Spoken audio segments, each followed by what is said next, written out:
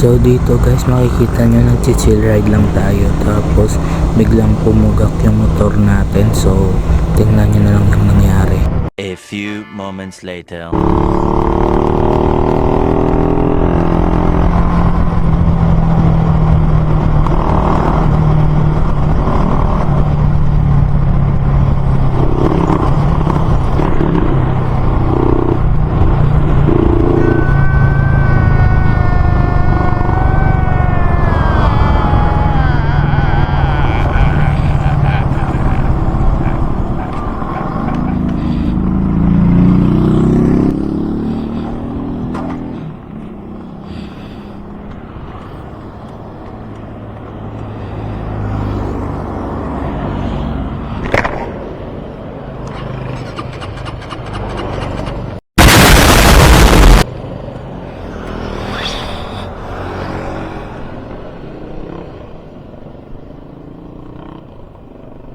So ito guys, nandito tayo ngayon, no. So nakita natin yung problema ng motor at putol. Ayun, putol ang kanyang wire. Ang wire ng kanyang ignition coil ay putol. So ipit lang natin para magamit ulit natin yung motor. So ayan guys, so na ipit na natin, no. So try natin i-start. Okay.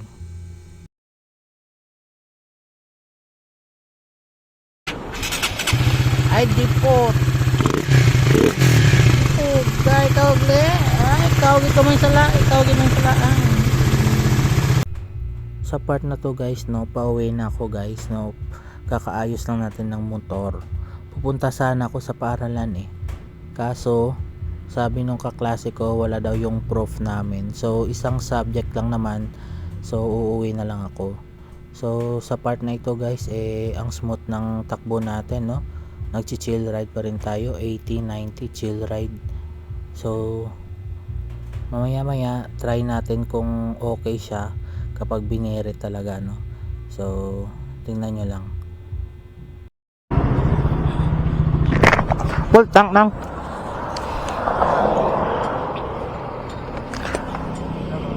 Full tank. Oh my god, wow.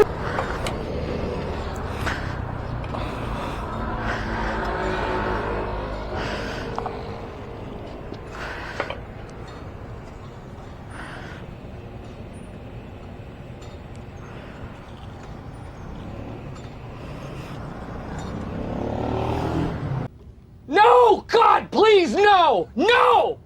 No! Good boy tayo, hindi tayo mag top speed. Joke lang, titing. Oh, hell no!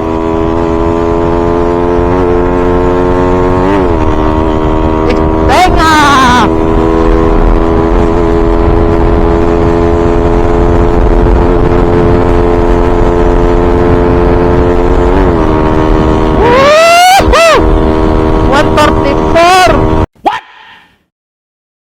What the f***?